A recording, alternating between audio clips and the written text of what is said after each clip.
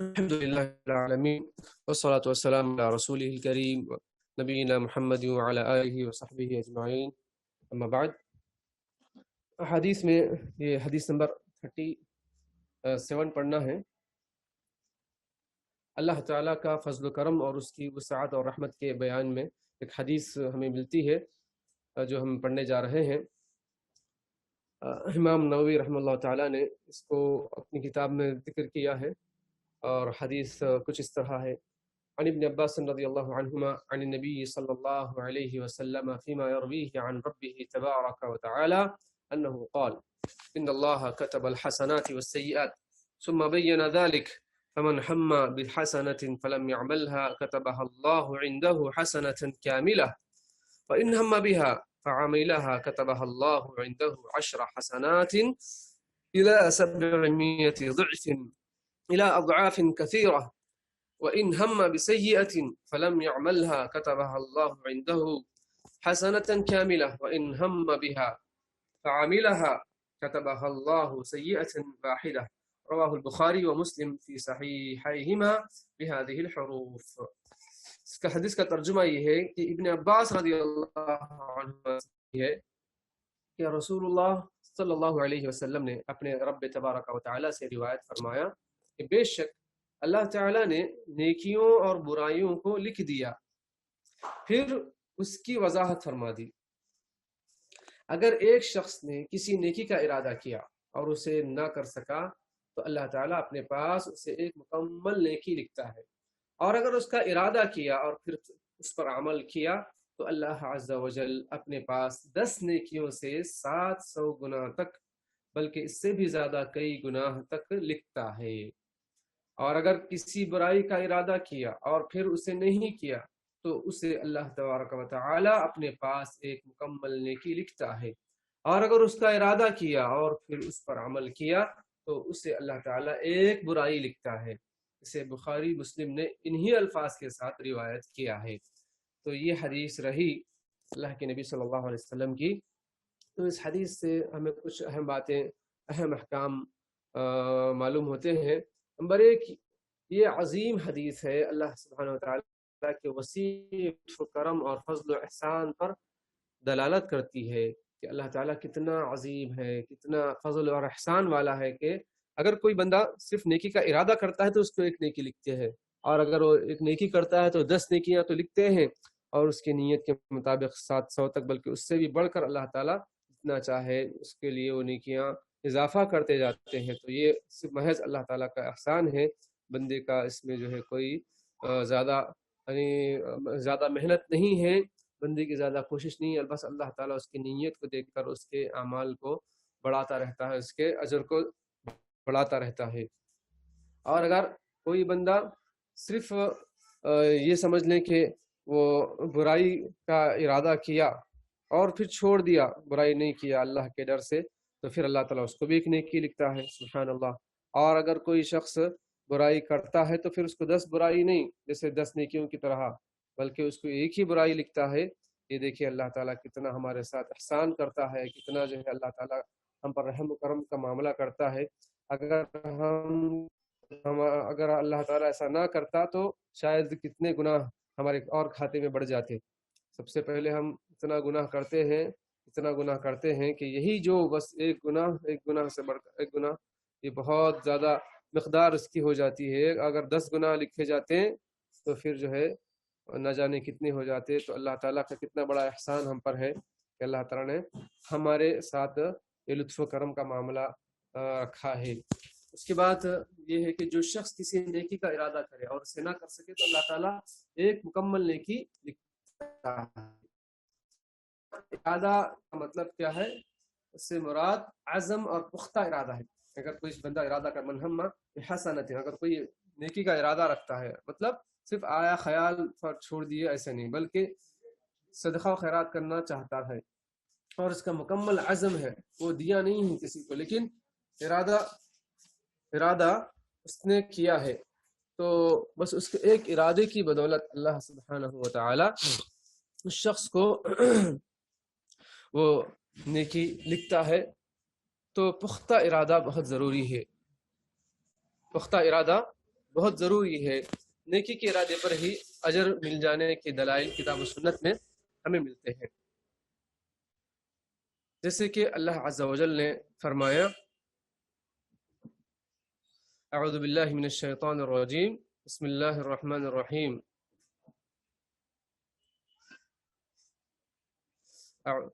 ومن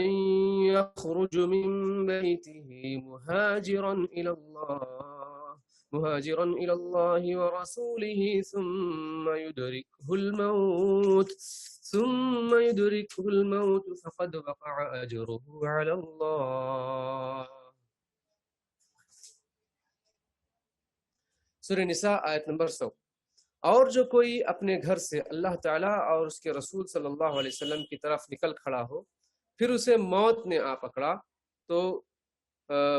تو بھی یقیناً اس کا اجر اللہ تعالیٰ کے ذمے ثابت ہو گیا. تو کیا مطلب ہے کہ اگر کوئی شخص اللہ کے لیے نکلا، اللہ کے راستے میں نکلا، رسول اللہ صلی اللہ علیہ وسلم کے بتائے طریقے پر عمل کرنے کے لیے نکل کھڑا ہوا، ارادہ اور عزم مصمم کیا، وہ کر نہیں سکا، بس ارادہ اور عزم کیا، لیکن کیا ہے اس کو نکلنے سے پہلے، وہ کام کرنے سے پہلے موت آ گئی، تو اجر اس کے لیے اللہ تعالیٰ لکھ دیتے ہیں. تو یہ پختہ عزم، پختہ ارادہ کے اوپر اجر ملتا ہے. اور صحیح بخاری میں ابو موسیٰ اشعری رضی اللہ عنہ سے مروی ہے کہ نبی اکرم صلی اللہ علیہ وسلم نے ارشاد فرمایا جب بندہ بیمار یا مسافر ہوتا ہے تو اس کے لیے وہی اجر و ثواب لکھا جاتا ہے جو وہ صحت اور اقامت کی حالت میں کرتا ہے. جیسے کہ آگے جو ہے اس کی تفصیلات آ رہی ہے. مومن بندوں پر یہ اللہ تعالیٰ کا عظیم احسان ہے کہ اگر سفر یا بیماری کی وجہ سے ان کے یومیہ عبادات اور اعمال کا سلسلہ منقطع ہو جاتا ہے تو بھی اللہ تعالیٰ ان کا پورا ثواب لکھتا ہے، کیونکہ وہ جانتا ہے کہ اگر رکاوٹ نہ ہوتی تو بندہ ضرور اپنا عمل جاری رکھتا. اسی لیے اللہ تعالیٰ نے انہیں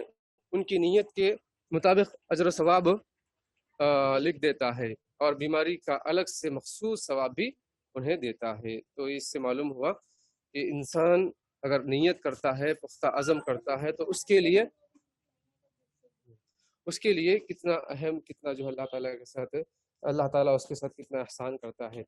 تو ہم بھی جیسے کہ سمجھے کہ تہجد گزار ہیں اور نوافل کا اہتمام کرتے ہیں، اور نوافل کا اہتمام اگر ہم بیماری کی حالت میں نہیں کر سکیں، تہجد کی نماز ہم نہیں پڑھ سکیں، یا پھر ہم سفر میں ہیں اور نماز نہ پڑھ سکیں، تو اللہ عز و جل اس وجہ سے ہمارے وہ ثواب لکھتا ہے جو ہم صحت کی حالت میں کرتے تھے. اگر ہم جو ہے لوگوں کو صدقہ و خیرات دیتے تھے، زکوٰۃ نکالتے تھے، اور جو ہے فقیر و محتاجوں کو دیتے تھے، لیکن جب ہم جو ہے محتاج ہو گئے، ہماری ضرورت ہم نہیں دے سکے لیکن نیت ہے دینے کی، تو اللہ تعالیٰ کا ہمارے ساتھ احسان یہ بھی ہوتا ہے کہ ہم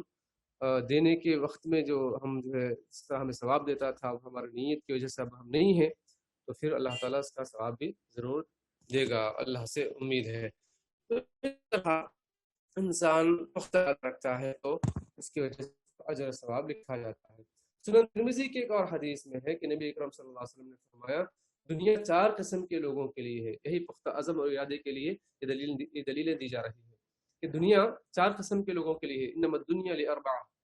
ایک وہ ہے جسے اللہ تعالیٰ نے علم سے نوازا ہے مگر مال سے محروم رکھا ہے. اس کی سچی نیت یہ ہے کہ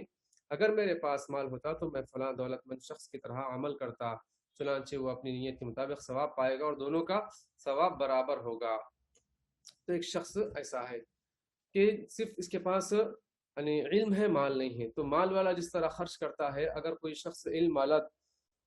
اس کو دیکھ کر یہ کہے کہ اگر میرے پاس بھی وہ ہوتا تو میں بھی مسجدیں بناتا، میں بھی جو ہے مسکینوں کو، مسافروں کو، محتاجوں کو کھلاتا پلاتا، ان کی مدد کرتا. جو بھی اچھی نیت رکھتا ہے تو دونوں بھی اجر میں برابر ہے. جو کرنے والا، جو نیت پختہ عزم رکھنے والا، تو ہمیں بھی اچھی نیتیں کرنی چاہیے، اس سے معلوم ہوتا ہے. اور دوسرا، جس شخص نے کسی نیکی کا ارادہ کیا اور اگر اسے اچھا، اور اس میں جو اس کی تفصیل ہے حدیث کے اندر، یہاں پر مختصر طور پر ہے کہ اللہ کے نبی صلی اللہ علیہ وسلم نے فرمایا کہ اس میں مکمل حدیث اس طرح ہے کہ ایک شخص ہے جس کے اللہ نے مال بھی دیا اور علم بھی دیا ہے، اور مال کو خرچ کرتا ہے، اللہ کا حق ادا کرتا ہے، اللہ کے بندوں کا حق ادا کرتا ہے، صلہ رحمی کرتا ہے، اللہ سے لڑتا ہے،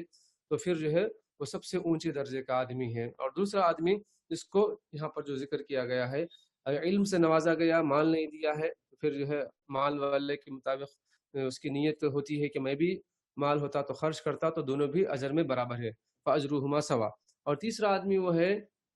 کہ جس کو صرف جو ہے مال دیا گیا، علم نہیں دیا گیا، تو مال کے حق ادا نہیں کرتا ہے، اللہ کے بندوں کو نہیں دیتا ہے، اللہ سے نہیں ڈرتا ہے، وہ بے تحاشا خرچ کرتا ہے، تو پھر وہ گنہگار ہوگا، سب سے اخبث الخبائث ہوگا، کیونکہ اس کے پاس علم نہیں ہے، صرف مال ہے، اور مال جو ہے بے تحاشا خرچ کرتا ہے اور اس کے حقوق ادا نہیں کرتا۔ اور چوتھا آدمی وہ ہے جس کو علم بھی نہیں دیا گیا، نہ مال دیا گیا ہے، اور اگر وہ یہ نیت رکھتا ہے کہ اگر میرے پاس مال ہوتا تو میں فلاں، تو تیسرا جو آدمی ہے جس کے پاس صرف مال تھا، اس نے خرچ کیا، تو ویسے میں خرچ کرتا اور عیش و عشرت کی زندگی گزارتا اور اس طریقے سے اللہ کی نافرمانیاں کرتا، تو صرف نیت کے مطابق اس کا عزم کے مطابق، ارادے کے مطابق اس کو وہ گناہ میں اس کو برابر شریک کر دیا جائے گا، وہ دونوں فوزرہما سوا کہا، دونوں کا گناہ برابر ہوگا۔ اگرچہ کہ اس کے پاس مال بھی نہیں ہے اور اس کے پاس علم بھی نہیں ہے، تو مال نہیں ہے، اس نے کچھ کیا نہیں، صرف پختہ عزم کیا۔ بہت سے لوگ سوچتے ہیں کاش میرے پاس جو ہے یہ ہوتا تو میں جو ہے فلاں جگہ جا کر عیش و عشرت کرتا، فلاں جگہ جو لٹاتا پیسہ، ایسا کرتا ویسا کرتا، جو غلط نیتیں کرتے ہیں تو یہ بھی گناہ میں شریک ہوں، جو وہاں پر کر رہے ہیں غلط کام، اور جو سوچ رہا ہے کاش میرے پاس ہوتا تو میں ایسا کرتا ویسا کرتا، تو دونوں بھی گناہ میں برابر کے ہیں۔ اس لیے ہمیں اپنی نیت کا پورا خیال کرنا چاہیے۔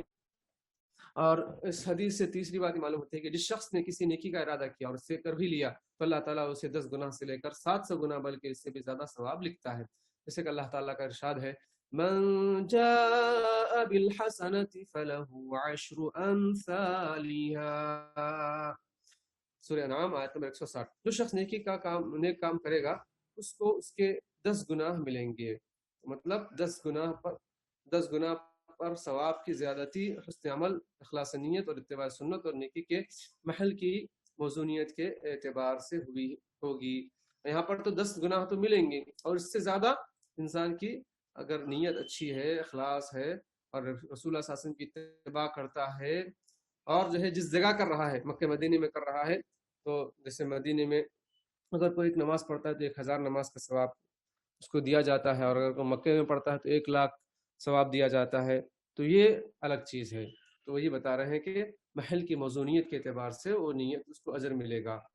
چوتھی بات یہ ہے کہ جو شخص برائی کا ارادہ کرنے کے بعد اسے نہ کرے تو اللہ تعالیٰ اس کے لیے ایک کامل نیکی لکھتا ہے، بشرطے کہ اس نے وہ گناہ اللہ کے خوف سے چھوڑا ہو، اور اگر مخلوق کے ڈر سے یا اسباب وسائل کے مہیا نہ ہونے کی بنا پر مجبوراً چھوڑا ہے تو اسے فضیلت حاصل نہ ہوگی۔ اب یہاں پر بہت اہم بات ہے، اللہ کے ڈر سے کوئی گناہ چھوڑنا، یہ بہت ہی اہم بات ہے۔ اس کی وجہ سے اللہ تعالیٰ نے ایک شخص کو جنتی بنا دیا، جیسے کہ وہ ایک ذوالکفل کا یا پھر کوئی شخص کا واقعہ ملتا ہے حدیث میں کہ اس کی چچیری بہن تھی، اور وہ شخص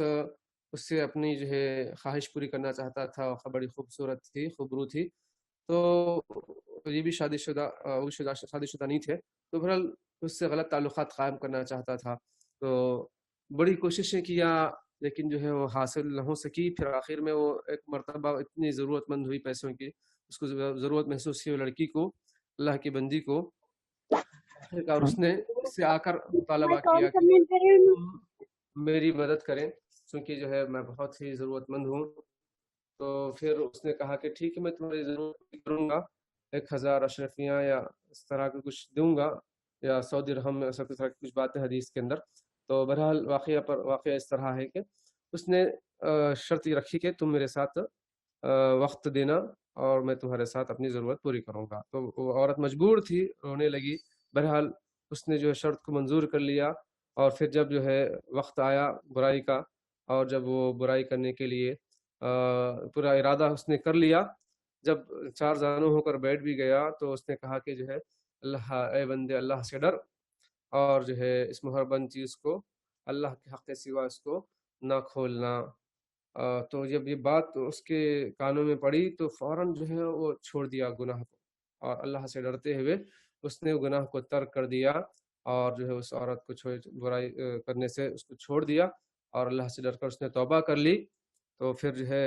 اللہ تعالیٰ نے اس کی توبہ کو قبول کی، اور جو ایسے شخص کو مصیبت سے اللہ نے نجات دیا، جنت دیا۔ تو اللہ کے ڈر سے کوئی گناہ چھوڑتا ہے تو یہ نیکی کا کام ہے، لیکن بہت سے لوگ مخلوق کے ڈر سے گناہ چھوڑتے ہیں، کوئی اسباب نہ ملنے کی وجہ سے یا مجبوراً جو ہے گناہ کو چھوڑتے ہیں، تو ایسے لوگوں کی فضیلت نہیں حاصل ہوگی۔ تو اللہ کا ڈر سب سے اہم ہے، سب سے اہم ہے۔ اتقوا اللہ، اتقوا اللہ، قرآن میں بار بار جو ہے اس کا ذکر ہے، اللہ سے ڈرو، اللہ سے ڈرو۔ اسی لیے خطبہ جمعات میں سب سے پہلے جو آیات کی تلاوت ہوتی ہے، اور خطبہ نکاح میں جو آیات کی تلاوت ہوتی ہے، اور دروس میں جو آیات کی تلاوت ہوتی ہے، یا ایھا الذین آمنوا اتقوا اللہ حق تقاتہ، اے مومنو اللہ سے ایسے ڈرو جیسے ڈرنے کا حق ہے، چاہے کوئی دیکھے نہ دیکھے، کسی کا خوف ہو یا نہ ہو، اسباب مہیا ہو یا نہ ہو، بہرحال تمہیں اللہ سے ڈر کر اپنے معاملات کو درست رکھنا چاہیے، اپنے حساب و کتاب کو صحیح رکھنا چاہیے، کوئی پوچھے نہ پوچھے، کوئی تمہیں دیکھے نہ دیکھے، کیا چاہے اپنے جو ہے نظروں کی حفاظت میں ہو، چاہے جو ہے اپنے مال کے سلسلے میں ہو، چاہے کسی پر ظلم کرنے کے سلسلے میں ہو، کوئی تمہیں پوچھنے والا ہو یا نہ ہو، یہ سوچے کہ میں اپنے معاملات سیدھے رکھوں گا، چونکہ اللہ تعالیٰ نگہبان ہے، اللہ مجھے دیکھ رہا ہے، اللہ تعالیٰ ایک نہ ایک دن مجھ سے حساب لے گا۔ فمن یعمل مثقال ذرۃ خیرا یرہ ومن یعمل مثقال ذرۃ شرا یرہ، جو کوئی ذرا برابر بھی برائی کرے وہ بھی دیکھ لے گا، جو کوئی ذرا برابر بھی نیکی کرے وہ بھی وہ پالے گا۔ تو یہ انسان اگر سوچ کر زندگی گزارے تو پھر جو ہے وہ شخص گناہ سے باز آ سکتا ہے، ورنہ چاہے کتنے بھی اس کے اوپر جو ہے مانیٹرنگ کرے، پولیس رکھے اور حکومت کی نگرانی ہو، کڑی نگرانی ہو، کچھ بھی ہو، اگر وہ اللہ سے ڈرنے والا نہیں ہے تو پھر وہ کہیں نہ کہیں کیسے بھی راستے بنا کر وہ اپنا کام کر جاتا ہے، وہ اپنا کام کر جاتا ہے، چونکہ اس کو اللہ کا ڈر نہیں ہے۔ بہرحال یہ اہم بات تھی۔ اور اس کے بعد یہ کہ جس شخص نے کسی برائی کا ارادہ کیا اور اگر اسے کر ڈالا تو اس پر ایک ہی گناہ لکھا جاتا ہے اور کوئی زیادتی نہیں کی جائے گی۔ اللہ تعالیٰ کا ارشاد ہے اس کے سورہ انعام کی وہی آیت نمبر 60 میں، وَمَن جَاءَ بِالسَّيِّئَةِ فَلَا يُجْزَىٰ إِلَّا مِثْلَهَا وَهُمْ لَا يُظْلَمُونَ، اور جو شخص برائی کا کام کرے، برا کام کرے گا، اس کو اس کے برابر ہی سزا ملے گی اور ان لوگوں پر ظلم نہ ہوگا۔ اللہ تعالیٰ نے اس طرح بڑی وضاحت کے ساتھ بیان فرمائی۔ لیکن بسا اوقات وقت یا مقام کے شرف و عظمت کی بنا پر برائیوں کا گناہ بھی بڑھ جاتا ہے، جیسے کہ نیکیاں بھی بڑھ جاتی ہیں ویسے گناہ بھی بڑھ جاتا ہے۔ وقت یا مقام، جیسے کہ کوئی شب قدر میں کوئی گناہ کر رہا ہے، اس طرح کوئی اہم موقع پر جمعے کے دن گناہ کر رہا ہے، تو اس طرح کوئی جو ہے اہم موقع ہے نیکیوں کا، یا پھر کہ مکے میں یا مدینے میں یا حدود حرم میں شر و فساد کا ارادہ کر رہا ہے، تو ارادے پر ہی گنہگار ہوگا اور مستحق سزا ہوگا۔ وَمَن يُرِدْ فِيهِ بِإِلْحَادٍ بِظُلْمٍ نُذِقْهُ مِنْ عَذَابٍ أَلِيمٍ، جو کوئی یہاں پر یعنی اس میں یعنی حدود حرم میں بِإِلْحَادٍ بِظُلْمٍ نُذِقْهُ یعنی ظلم کرے اور جو ہے الحاد کرے، کوئی غلط کام کرے، شر و فساد کرے، نذقه من عذاب علیم، دردناک عذاب سے ہم اس کو چکائیں گے۔ تو اللہ عز و جل نے اس جگہ کی عظمت کے مد نظر فرمایا کہ اگر کوئی اس طرح کرتا ہے تو اس کو دردناک عذاب سے دوچار ہونا پڑے گا۔ تو بہرحال اس حدیث سے ہمیں یہ پتہ چلا کہ اللہ عز و جل بڑا ہی رحیم و کریم ہے، اس کی عظمت اس کی رحمت بڑی بڑی وسیع ہے اپنے بندوں پر۔ اللہ تعالیٰ کی بندہ کتنی بھی نافرمانی کرتا ہے لیکن اللہ تعالیٰ اس کے ساتھ کتنا رحم و کرم کا معاملہ کرتا ہے کہ اس کو ایک نیکی سے 10 سے 700 سے اس کی حسن نیت کے مطابق اس کو اجر دیا جاتا ہے۔ اللہ کا محض کرم اور فضل ہے۔ اور اگر کوئی برائی کا ارتکاب کرتا ہے تو اس کو ایک برائی جتنا بھی برائی کرے، لیکن جو ہے اگر کوئی صرف برائی کو ارادہ کر کے چھوڑ دے تب بھی اس کو وہ اجر لکھا جاتا ہے۔ تو یہ حدیث نمبر 37 رہی، حدیث نمبر 38 ہم پڑھ رہے ہیں۔ یہ ہے فرائض اور نوافل کی پابندی اللہ کی محبت اور تقرب کا ذریعہ ہے۔ اس سلسلے میں حدیث ہے کہ اگر کوئی شخص فرائض کی پابندی کرتا ہے، اس کے ساتھ ساتھ نوافل کا بھی اہتمام کرتا ہے۔ نوافل میں سنت موقدہ ہے، اور جیسے فجر کی سنت، ظہر، عصر، مغرب، عشاء کی جو سنتیں ہیں قبلیہ بعدیہ، یہ سنتیں، اور اس کے علاوہ تہجد گزار ہوتا ہے، رات کی نماز پڑھتا ہے، قیام اللیل کا اہتمام کرتا ہے، اور اسی طرح وہ چاشت کی نماز، صلاۃ الاوابین وغیرہ کا اہتمام کرتا ہے، وضو کے بعد نماز پڑھتا ہے، اور مسجد میں داخل ہونے کی جو ہے نماز پڑھتا ہے داخل ہونے کے بعد، جیسے کہ اللہ کے نبی صلی اللہ علیہ وسلم نے فرمایا کہ مسجد میں داخل ہو بیٹھنے سے پہلے تو 2 رکعت پڑھ کر بیٹھو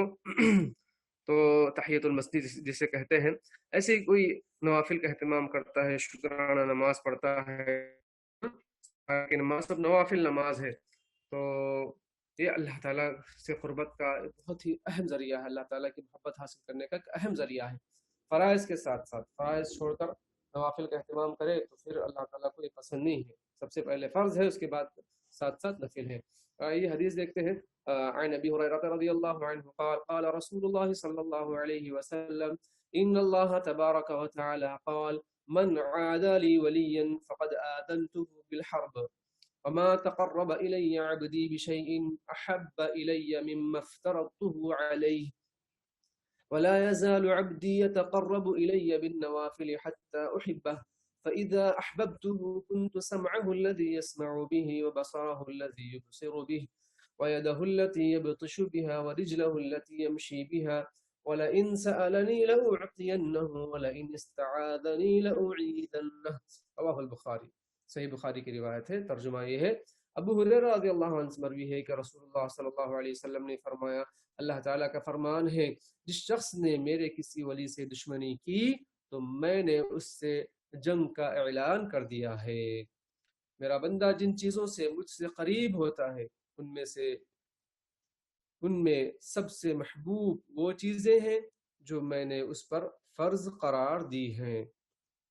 پھر نوافل کے ذریعے میرا بندہ مجھ سے برابر قریب ہوتا جاتا ہے، یہاں تک کہ میں اس سے محبت کرنے لگتا ہوں، اور جب میں اس سے محبت کرنے لگتا ہوں تو اس کا کان بن جاتا ہوں جس سے وہ سنتا ہے، اس کی آنکھ بن جاتا ہوں جس سے وہ دیکھتا ہے، اس کا ہاتھ بن جاتا ہوں جس سے وہ پکڑتا ہے، اس کا پیر بن جاتا ہوں جس سے وہ چلتا ہے۔ اگر وہ مجھ سے مانگتا ہے تو میں اسے ضرور دیتا ہوں، اور اگر مجھ سے پناہ طلب کرتا ہے تو ضرور اسے پناہ بھی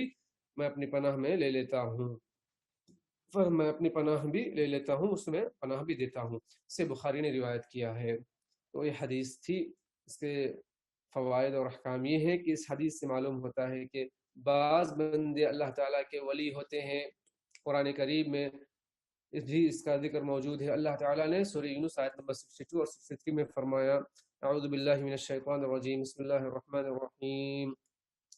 ألا إن أولياء الله لا خوف عليهم ولا هم يحزنون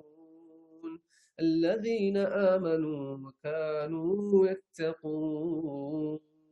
یاد رکھو اللہ کے دوستوں پر نہ کوئی اندیشہ ہے اور نہ وہ غمگین ہوتے ہیں، یہ وہ لوگ ہیں جو ایمان لائے اور برائیوں سے پرہیز رکھتے ہیں۔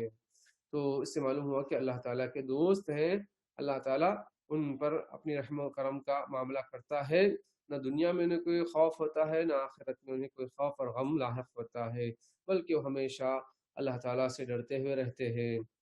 معلوم ہوا کہ ہر مومن و متقی بندہ اللہ کا ولی ہے،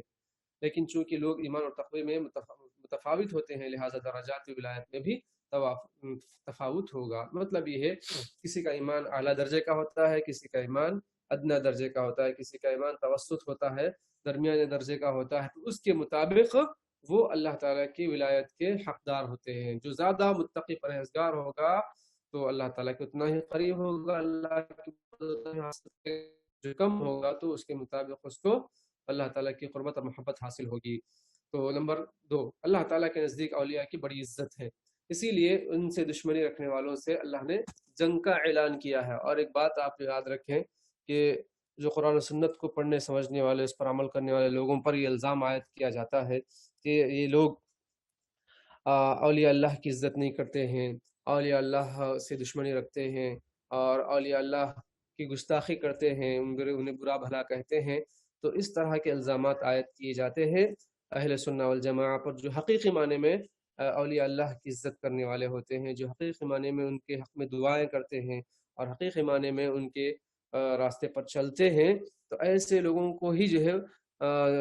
بدنام کیا جا رہا ہے، ایسے لوگوں کو ہی برا بھلا کہا جاتا ہے۔ تو اس کا جواب یہی ہے کہ حقیقی معنی میں جو قرآن و سنت کو مانتا ہے وہ اس کو کتنا بھی برا کہے، اس کے سلسلے میں کتنا بھی برا کہے، تو جو حقیقی معنی میں قرآن و سنت کو مانتا ہے وہ اولیاء اللہ کی عزت کرنے والے ہوتے ہیں، اولیاء اللہ کا احترام کرتے ہیں، اولیاء اللہ کے لیے دعائیں کرتے ہیں، ان سے محبت رکھتے ہیں، اور ان کے جو ہے مطابق جو ہے ان کے طریقے کے زندگی کے مطابق عمل کرتے ہیں اور کوشش کرتے ہیں، ان سے محبت رکھتے ہیں۔ تو صرف جو ہے دعویٰ کرنے سے کوئی بات ثابت نہیں ہوتی جب تک کہ اس کی دلیل پیش نہ کی جائے۔ صحابہ نعوذ باللہ اہل سنہ والجماعہ کے بارے میں الزام عائد کیا جاتا ہے کہ وہ صحابہ سے کو نعوذ باللہ برا بھلا کہتے ہیں، دشمنان ترازی کرتے ہیں، گالیاں دیتے ہیں، یہ سراسر الزام ہے۔ ایک صحابی کے بارے میں بھی اگر کوئی ادنا درجے کا بھی اگر جو ہے کوئی برا خیال کرے تو ہماری اہل سنہ والجماعہ کی نظر میں وہ شخص بڑا ہی گنہگار ہے اور اللہ تعالیٰ کا نافرمان ہے، اور اہل سنہ والجماعہ ایسے لوگوں کو پسند نہیں کرتے ہیں۔ تو یہ کچھ اہم باتیں رہیں جو لوگوں کے جو الزامات ہوتے ہیں کہ اہل سنہ والجماعہ کے متعلق کہ اولیاء اللہ کی عزت نہیں کرتے ہیں، بلکہ صحیح معنی میں یہی عزت کرنے والے ہیں، اور جو کہتے ہیں ہم عزت کرتے ہیں وہ صحیح معنی میں ان کی مخالفت کرنے والے ہیں، ان کی بے ادبی کرتے ہیں۔ اچھا، آئیے اس کے بعد کیا ہے دیکھتے ہیں کہ حدیث میں ولایت حاصل کرنے کے اسباب بتائے گئے ہیں۔ جو حدیث ہم پڑھ رہے ہیں اس کے اندر اللہ کی ولایت، اللہ کی دوستی حاصل کرنے کے اسباب ذکر کیے گئے ہیں۔ کیا ہے؟ فرائض کی ادائیگی ان میں سب سے اہم سبب ہے کہ ہم نمازیں ہی نہیں پڑھتے ہیں۔ جو لوگ کہتے ہیں کہ ہم جو ہے اولیاء اللہ سے دوستی رکھتے ہیں، اولیاء ہم بھی اللہ کے ولی ہیں، اور بہت سے یہ بھی بات غور طلب ہے کہ جن کو لوگ اولیاء اللہ کہتے ہیں کیا واقعی وہ اولیاء اللہ ہیں یا نہیں ہیں، ان کو پرکھنا چاہیے، پہلے ان کو دیکھنا چاہیے۔ اب کیا ہے اسباب؟ سب سے پہلے فرائض کی پابندی کرنا۔ تو ہم دیکھیں کہ وہ ان کی زندگی میں فرائض کی پابندی کرتے تھے یا نہیں تھے۔ بہت سے لوگ ایسے ہیں برہانہ شاہ ہیں، جو کیا ہے پیا شاہ ہیں، اور کئی الگ الگ جو ہے نعوذ باللہ جو ہے لوگ جو ہے غلط قسم کے جو ہے لوگ جو دنیا میں موجود تھے، وفات پا چکے، اور ان کو جو ہے دفنا کر ان کے ذریعے سے پیسے بٹورنے کا جو ہے ذریعہ انہوں نے بنا لیا۔ در حقیقت وہ نہ نمازی تھے، نہ پرہیزگار تھے، نہ جو ہے اللہ سے ڈرنے والے تھے، بلکہ جو ہے وہ کبھی بھی نہاتے نہیں تھے، بالکل جو ہے اس طرح رہتے تھے گویا کہ وہ عجیب غریب آدمی ہیں، لوگ ان کو دیکھ کر پسند نہیں کرتے، لیکن ان کے بارے میں لوگ غلط باتیں باور کرا دیتے اور بس ان کو ولی اللہ ثابت کر دیتے۔ تو سب سے پہلا سبب یہ ہے کہ فرائض کی ادائیگی۔ آج ہم اور آپ بھی دیکھیں کہ ہم میں کتنی کوتاہی ہو گئی ہے فرائض کے سلسلے میں، ہم کتنے کوتاہ ہیں، ہم کتنے جو ہے فرائض کی پابندی ہم کرنے والے ہیں، کتنی نمازیں ہم پڑھتے ہیں، ہماری جو ہے 5 وقت کی نمازوں میں کتنی نمازیں وقت پر ہوتی ہیں، کتنی وقت پر نہیں ہوتی ہیں، اس میں کتنی سستی، کتنی کاہلی۔ ہم اگر اللہ کی ولایت چاہتے ہیں، اللہ کی محبت چاہتے ہیں، تو ہمیں سب سے پہلے اپنی فرض نمازوں کی اصلاح کرنی چاہیے، وقت پر پڑھیں اور اس کا شوق سے پڑھیں اور اس کا اہتمام کریں، وقت سے پہلے اس کی تیاری کریں، اور اس کا پورا خیال رکھیں، سنت کے مطابق نماز پڑھیں، صلاۃ ادا کریں۔ یہ سب ضروری چیزیں ہیں اللہ کی ولایت حاصل کرنے کے لیے اور اس فرض کی ادائیگی کے لیے۔ اس کے بعد فرائض کی ادائیگی میں اور کیا کیا ہے؟ صوم، صلاۃ، حج، زکوٰۃ کی پابندی بھی ہے، یعنی صرف نماز ہی نہیں ہے بلکہ روزہ بھی ہے۔ بہت سے لوگ روزہ کے سلسلے میں کوتاہ کرتے ہیں کہ بھائی صبح سے لے کے شام تک بنڈی ڈھکلنا ہے، پینٹ ڈالنا ہے، اور جو ہے مزدوری کا کام کرنا ہے، اور بعض لوگ ہے بھائی ہم کو جو ہے صبح سے لے کے شام تک جو ہے کچھ اور یعنی گاڑی چلانا ہے، فلاں کرنا ہے۔ تو مطلب چھوٹے بہانے بنا کر روزے چھوڑ دیتے ہیں اور پھر جو ہے نا اس کی قضا دیتے ہیں، بس لاپرواہی کرتے ہیں۔ تو یہ کیا مسلمان ہوئے، یہ پکے مومن ہوئے؟ در حقیقت اسلام کی روشنی میں ایسے لوگ جو جان بوجھ کر روزہ چھوڑ دیتے ہیں چھوٹے چھوٹے بہانے بنا کر، صحیح معنی میں مسلمان ہی نہیں ہے، اللہ کی ولایت کے حقدار نہیں ہے۔ حج اور زکوٰۃ کا معاملہ بھی کچھ اس طرح ہی ہے، خصوصاً زکوٰۃ کے متعلق لوگ بہت ہی جو ہے بے پرواہ ہوتے ہیں، یعنی اس کی کوئی پرواہ نہیں ہوتی، مال کتنا آ رہا ہے، کتنا ہمارے پاس سیو ہے، کتنے سال اس پر گزر چکے ہیں، اس کا کیا حق بنتا ہے، اس کے غریبوں کے لیے اس کو نکالنا، اس مال کو پاک کرنا، اور اس کی کوئی لوگوں کو فکر نہیں ہوتی ہے، اللہ ماشاء اللہ چند اللہ کے بندے ہیں جو اس کا پورا پورا اہتمام کرتے ہیں، لیکن اکثریت اس سے غافل ہے۔ تو ہم صرف زبانی دعویٰ کرتے ہیں کہ ہم صحیح مسلمان ہیں، ہم جو ہے مسلمان ہیں، ہم مسلمان ہیں، لیکن کیا صحیح معنی میں ہم عملی طور پر مسلمان ہیں، اس پر غور نہیں کرتے ہیں۔ تو ضرورت اس بات کی ہے کہ ہم اللہ کے قریب قربت حاصل کرنے کے لیے، اللہ کی محبت ہم حاصل کرنے کے لیے ان تمام باتوں پر غور و فکر کریں اور عمل کریں، نیز امر بالمعروف اور نہی عن المنکر، اور اللہ کے بندوں اور اللہ اور اس کے بندوں کے تمام واجب حقوق بھی ادا کریں، یہ بھی فرائض میں داخل ہیں۔ تو ہم برائی دیکھتے ہیں تو خاموش بیٹھ جاتے ہیں، ارے کرنے دو، ان کر رہا ہے میں تھوڑی کر رہا ہوں، کوئی شراب پی رہا ہے تو پینے دو، کیا کرنا ہے، ایسے بہت سے لوگ چھوڑ دیتے ہیں۔ اس کو شراب سے روکیں، اس کو جوا کھیلنے سے روکیں، اس کو چوری کرنے سے روکیں، اس کو جھوٹ بولنے سے منع کریں، غیبت کرنے سے روکیں، اور اس کو غلط کام کرنے سے روکیں، اور جو ہے سودی کاروبار کر رہا ہے اس سے روکیں۔ ضروری ہے سن کر دیکھ کر خاموش بیٹھ جانا یہ صحیح معنی میں مسلمان کا کام نہیں ہے، اور جو ہے خود نماز پڑھ رہے ہیں، خود جو ہے اچھے کام کر رہے ہیں، زکوٰۃ دے رہے ہیں، حج کر رہے ہیں، لیکن لوگوں کو ترغیب نہیں دے رہے ہیں، لوگوں کو اس بات کی طرف نہیں ابھار رہے ہیں، یہ بھی غلط ہے۔ تو ہم امر بالمعروف اور نہی عن المنکر کا فریضہ بھی ادا کریں، اور اللہ کا جو حق ہے اور اللہ کے بندوں کے جو حقوق ہے، جیسے بیوی کا حق ہے، بیوی ہے تو شوہر کا کیا حق ہے، اور اولاد ہے تو ماں باپ کا کیا حق ہے، ماں باپ ہے تو اولاد کا کیا حق ہے، تو یہ سب حقوق ادا کریں۔ بہن بھائیوں کا کیا حق ہے، ان کے ساتھ صلہ رحمی، ان سے محبت، ان سے جو ہے ہمدردی، ان کی ضرورت کو پوری کرنا آپ سے جتنا ہو سکے، اور اپنے جو ہے اپنے دیگر رشتہ دار، خالہ، خالو، ماما، مامی، ماموں اور چچا، پھوپھی، یہ تمام لوگوں کے حقوق ہوتے ہیں۔ ایسا نہیں کہ بس آپ اپنے گھر والے، بلکہ جو ہے سب کو ہم یاد رکھیں، سب کے ساتھ صلہ رحمی کریں،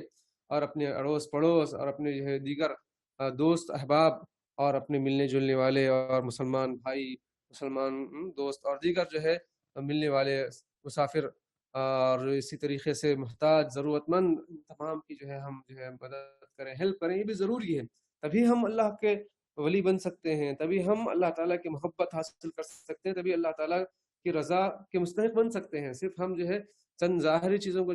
عمل کر کے تمام ایسی چیزوں کو ہم پس پش ڈال دیں تو ہم صحیح معنی میں اللہ کی ولایت کے مستحق نہیں بن سکتے۔ ان تمام فرائض کی ادائیگی بلا کسی کمی کے اللہ کے اولیاء کی ایک صفت ہے۔ عوام اپنی جہالت کی بنا پر بہت سے ایسے لوگوں کو ولی سمجھتے ہیں جو شریعت سے بے پرواہ اور صوم صلات سے لا تعلق ہوتے ہیں۔ ایسے لوگوں کا ولی ہونا تو کجا دور کی بات، ایک عاقل مسلمان ہونا بھی بعید ہے۔ شریعت کی پابندی اللہ کے ولی کی سب سے اہم نشانی ہے۔ اچھا، اس کے بعد فرائض کی ادائیگی کے بعد ولایت کا ایک سبب نوافل کے ذریعے اللہ کی قربت بھی ہے۔ تو نوافل کے ذریعے اللہ تعالیٰ کا قرب حاصل کرنا، جس قسم کی عبادت فرض ہے اسی جنس کے نوافل بھی شریعت میں پائے جاتے ہیں۔ یہ نوافل فرائض کی تکمیل کا باعث اور اللہ کی محبت و قربت کا ذریعہ ہے۔ جیسے کہ حدیث ہے عبداللہ بن مسعود رضی اللہ عنہ کے شیخ ترمذی کی حدیث ہے، اللہ کے نبی صلی اللہ علیہ وسلم فرماتے ہیں کہ کل قیامت کے دن اللہ تعالیٰ سب سے پہلے جو بندوں کا حساب لے گا، تو ان اول ما يحاسب به العبد يوم القيامه الصلاۃ، سب سے پہلا اعمال میں، عبادات میں جو حساب ہوگا وہ نماز کا ہوگا۔ قیامت کے دن انسان کا، بندے کا جو حساب لیا جائے گا تو عبادات میں سب سے پہلے نماز کے بارے میں پوچھا جائے گا، اور اگر نماز مکمل طور پر ادا کیا تو ٹھیک، ورنہ اللہ تعالیٰ فرمائے گا کہ دیکھو میرے بندے کے کچھ نوافل اگر ہیں تو اس کو دیکھو، اگر ہیں تو پھر وہ اس کے ذریعے سے فرائض میں جو کمی ہو گئی ہے اس نوافل کے ذریعے سے اس کی تکمیل کر دو، اور اگر نوافل نہیں ہے تو پھر جو ہے گنہگار ہوگا۔ تو نوافل کے ذریعے سے فرائض کی تکمیل ہوتی ہے، اور اسی طریقے سے اللہ تعالیٰ کی محبت اور تقرب کا ذریعہ بھی ہے۔ نوافل کی بنسبت فرائض اللہ تعالیٰ کو زیادہ محبوب ہے۔ جو نوافل کوئی ادا کرتا ہے ٹھیک، اچھی بات ہے، لیکن فرائض میں ہوتا ہے تو یہ اللہ کو پسند نہیں ہے، بلکہ سب سے پہلے فرض ادا کرنا اس کے بعد پھر نوافل ادا کرنا، اور زیادہ اجر و ثواب کا باعث بھی فرائض ہی ہیں، نوافل سے مقدم ہے، فرض صلات نفلی صلات سے مقدم ہے، فرض نماز صوم یعنی روزہ نفلی صوم سے یعنی روزے سے زیادہ اہم ہے اور اللہ کے زیادہ نزدیک زیادہ محبوب ہے۔ اور چھٹویں بات یہ ہے کہ اللہ تعالیٰ محبت بھی کرتا ہے اور اس سے محبت کی بھی جاتی ہے۔ قرآن پاک میں اللہ تعالیٰ نے فرمایا سورہ مائدہ آیت نمبر 54 میں، اعوذ باللہ من الشیطان الرجیم، بسم اللہ الرحمن الرحیم، فسوف يأتي الله بقوم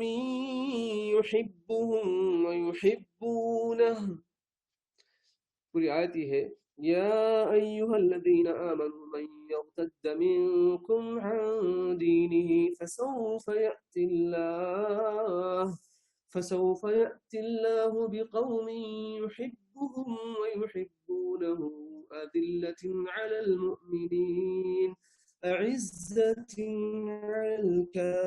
الكافرين۔ اللہ تعالیٰ بہت جلد ایسے قوم کو لائے گا جو اللہ کی محبوب ہوگی اور وہ بھی اللہ سے محبت رکھتی ہوگی۔ تو اللہ تعالیٰ محبت کرتا ہے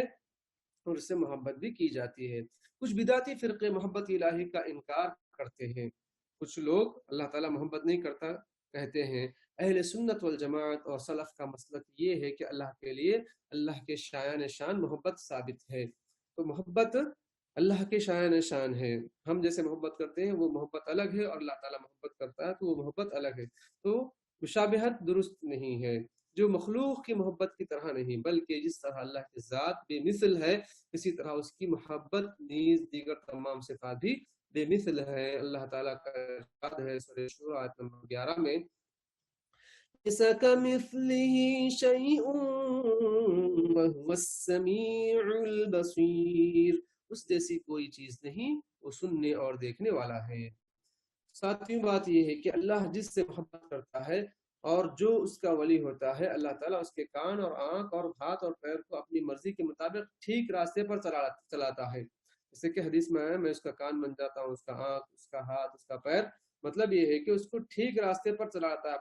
اپنی مرضی جو ہوتی ہے، جس کو اللہ پسند کرتا ہے جس کام کو، وہ کام پہ اس کو لگا دیتا ہے، وہ وہی سنتے ہیں جس میں اللہ کی رضا ہوتی ہے، یعنی قرآن کریم سننا اور اللہ کی تعریف سننا، اللہ کی بڑائی بزرگی، نبی صلی اللہ علیہ وسلم کی جو ہے احادیث کو سننا، آپ کی تعریف کو سننا، یہ اللہ تعالیٰ اس کو لگا دیتا ہے، اور وہی دیکھتے ہیں جس میں اللہ کی رضا ہو، اور ہاتھ و پیر سے بھی وہی کام انجام دیتے ہیں جو اللہ کی خوشنودی کے مطابق ہو۔ وہ پابند شریعت ہوتے ہیں کیونکہ شریعت کی پابندی ہی سے اللہ کی رضا حاصل کی جا سکتی ہے۔ تو یہ مطلب ہے اللہ کا ہاتھ بننا، پیر بننا، اور ہاتھ، کان، ناک وغیرہ بننے کا مطلب یہ ہے، کان وغیرہ بننے کا مطلب یہ ہے۔ حدیث کا یہ مفہوم ہرگز نہیں کہ معاذ اللہ اللہ تعالیٰ بندے کے جسم میں سرایت کر جاتا ہے، یعنی بہت سے لوگ کیا کہتے ہیں کہ میرے اندر اللہ ہے کیونکہ میں اللہ کا ولی ہوں، اللہ میرا ہاتھ بن گیا، میرا پیر بن گیا، نعوذ باللہ، یہ غلط ہے۔ تو اللہ تعالیٰ ہر جگہ موجود ہے، کہتے ہیں کہ اللہ میرے اندر بھی ہے، تمام مخلوقات میں ہے، زمین و آسمان میں ہے،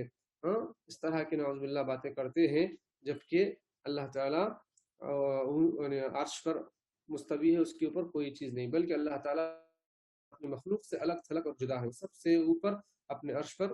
مستوی ہے۔ الرحمن علی العرش استوى، اللہ تعالیٰ نے فرمایا کہ رحمان عرش پر مستوی ہوا۔